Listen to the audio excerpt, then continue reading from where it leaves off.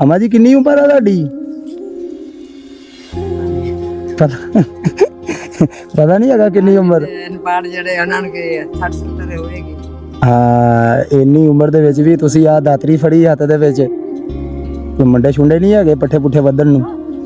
ਮੁੰਡੇ ਅਗਲੇ ਪਰਨੀਕ ਹੈ ਵੱਖਰੇ ਘਰਾਂ ਵਾਲੇ ਹੋ ਗਏ ਆਪਣੇ ਬੱਚੇ ਪੈਦਾ ਕਰੇ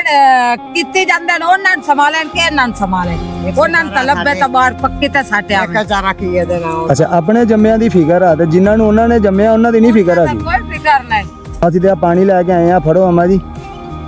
ਫੜੋ ਉਹ ਬੱਚੇ ਆ ਅਸੀਂ ਤੁਹਾਡੇ ਆ ਫੜੋ ਇੱਧਰ ਆਓ ਤੁਸੀਂ ਮਾਂ ਹੋ ਸਾਡੇ ਅਸੀਂ ਬੱਚੇ ਆ ਤੁਹਾਡੇ ਕੋਈ ਨਹੀਂ ਇਹਨੂੰ ਪੀਓ ਤੁਸੀਂ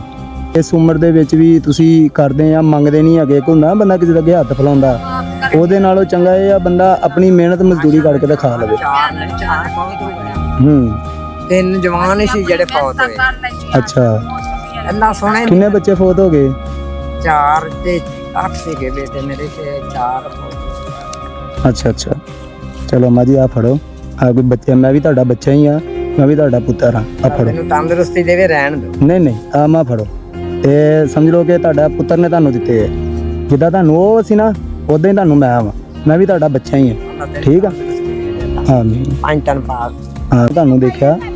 ਕਿ ਤੁਸੀਂ ਮਿਹਨਤ ਕਰ ਰਹੇ ਤੇ ਮੇਰਾ ਦਿਲ ਕੀਤਾ ਮੈਂ ਚਲੋ ਜਾ ਕੇ ਕੋਈ ਤੁਹਾਡਾ ਹਾਲ ਚਾਲ ਪੁੱਛਾਂ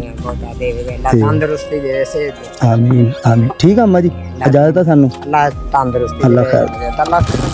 ਚਲੋ ਅੰਮਾ ਜੀ ਹੁਣ ਤਾਂ ਸ਼ਾਮ ਪੈਣ ਦੀ ਹੁਣ ਚਲੇ ਜਾਓ ਘਰ ਨੂੰ ਆ ਪੰਡਾ ਪੁੰਡਾ ਬੰਨੋ ਤੇ ਅੱਲਾ ਦੀ ਸਪੋਰਟ ਤੇ ਜਾਓ ਘਰ ਨੂੰ ਠੀਕ ਆ ਅੰਮਾ ਜੀ ਦੁਆਵਾਂ 'ਚ ਯਾਦ ਰੱਖਣਾ ਮੈਂ ਦੁਆ ਦਿੰਨੀ ਅੱਲਾ ਤੰਦਰੁਸਤੀ ਦੇਵੇ ਤੈਨੂੰ ਆਮੀਨ ਤੁਸੀਂ ਵੀ ਹਨਾ ਕਿ ਇਹਦੇ ਨਾਲ ਮੇਰੇ ਨਬੀ ਦਾ ਅੱਲਾ ਜੀ ਆਮੀਨ ਆਮੀਨ